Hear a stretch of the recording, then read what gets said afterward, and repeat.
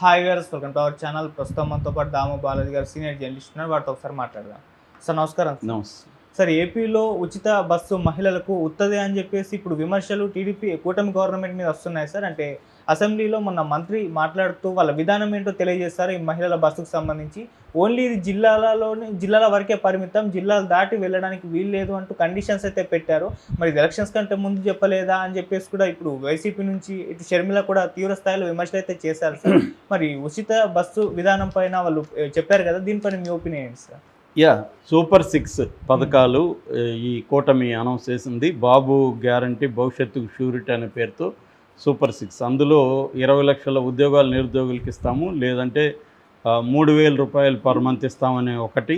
రెండవది, ప్రతి ఇంట్లో ప్రతి విద్యార్థి ఎంతమంది పిల్లలు ఉంటే అంతమందికి 15,000 ఇస్తామని సంవత్సరానికి ఒకటి. మూడవది, ప్రతి రైతుకు 20,000 ఇస్తాం అనేది ఒకటి. నాలుగవది, 3 గ్యాస్ సిలిండర్లు ఇస్తామనేది.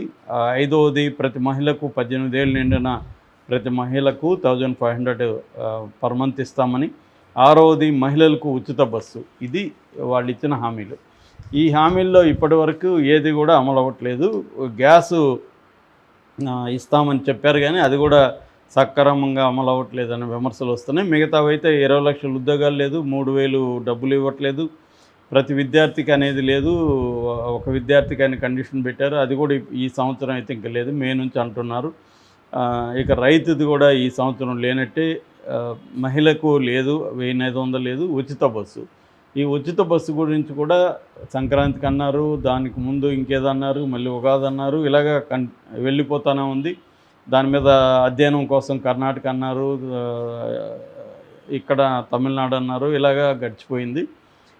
ఇప్పటివరకు అయితే ఉచిత బస్సు గురించి ఏమీ లేదు. అసెంబ్లీలో ప్రశ్న అడిగినప్పుడు ఏపీ గిరిజన సంక్షేమ శాఖ మంత్రి గుమ్మడి సుధారాణి ఏం చెప్పిందంటే, మేము ఉచిత బస్సు అయితే ఉంటుంది, కాకపోతే రాష్ట్రం అంతా ఉచిత బస్సు ఉండదు, ఏ జిల్లాకు ఆ జిల్లాలో ఉంటుంది. ఒక జిల్లా నుంచి పక్క జిల్లాలకు వెళ్తే డబ్బులు పే చేయాలని చెప్పారు. ఈ ఫిట్టింగ్ ఇంతకుముందు ఎందుకు చెప్పలేదు? ఉచిత బస్సు అని ఎక్కడ చూసినా వేశారు. అంటే దీనికి సంబంధించి ఇప్పుడు ఒక 2 వీడియోల్ని తెలుగుదేశం పాపులరైజ్ చేస్తుంది.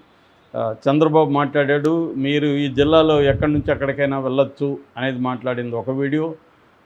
లోకేష్ కూడా జిల్లా లోపల ఎక్కడి నుంచి ఎక్కడికైనా మీరు తిరగచ్చు అని పెట్టింది. ఈ 2 మాత్రం పెడుతున్నారు. దానికి వైసీపీ వాళ్ళు మొత్తం మీకు ఉచిత బస్సు ఇస్తామని చెప్పిన చంద్రబాబు వీడియోలు, పవన్ కళ్యాణ్ వీడియోలు, లోకేష్ వీడియోలు వాళ్ళు పెడుతున్నారు. అంటే ఇక్కడ క్లియర్గా ఇది మోసం అని చెప్పచ్చు. మనకి ఫైన్ ప్రింట్ అంటాం కదా, కింద కండిషన్ సప్లై అని చిన్న అక్షరాలతో పెడతారు. అదేంటంటే మోసం చేయడం. ఇది ఇది ఇది ఇస్తామని చెప్తారు, 40% డిస్కౌంట్ అవన్నీ చెప్తారు, కింద కండిషన్ సప్లై అంటాడు. అంటే ఆ 40% అనేవి 4 మనం షర్ట్లు కొందామంటే ఆ 4 షర్ట్లకు మాత్రం 40% ఉంటుంది అన్నమాట. అంటే వాడు నిన్ను అట్రాక్ట్ చేయడానికి ఆ 4 షర్ట్లు కూడా పనికి మనల్ని ఎవడు కొనే ఉండవు. అట్లా మనల్ని అట్రాక్ట్ చేయడానికి షాప్ ముందు అది పెడతారు, లేదా అప్ టు అనేది చిన్నగా పెడతారు. అప్ టు 50%, 50 అనేది పెద్దగా పెట్టి అప్ టు అంటే 50% వరకు.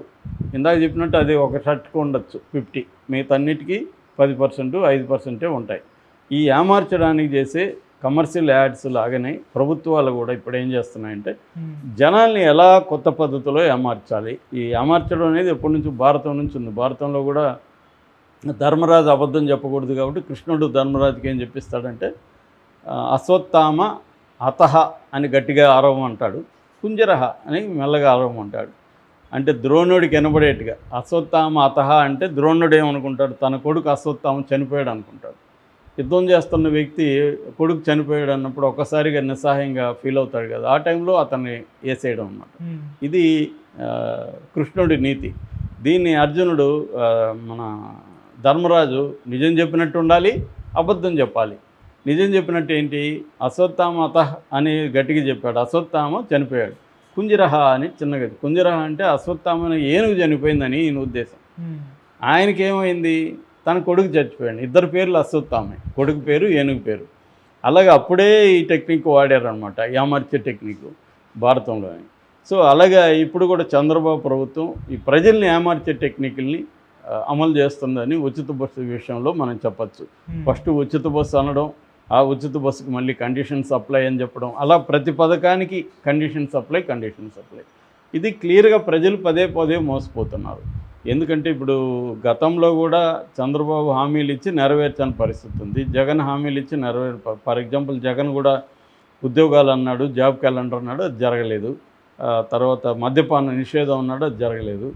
దాంట్లో మళ్ళీ దశల వారీ అన్నాడు, పోనీ దశల వారీ అన్నా ఏమన్నా జరిగిందా? ఏమి లేదు. అలాగా ప్రతి ప్రభుత్వం, ఎక్కడైనా రేవంత్ రెడ్డి ప్రభుత్వం అయినా అంతే.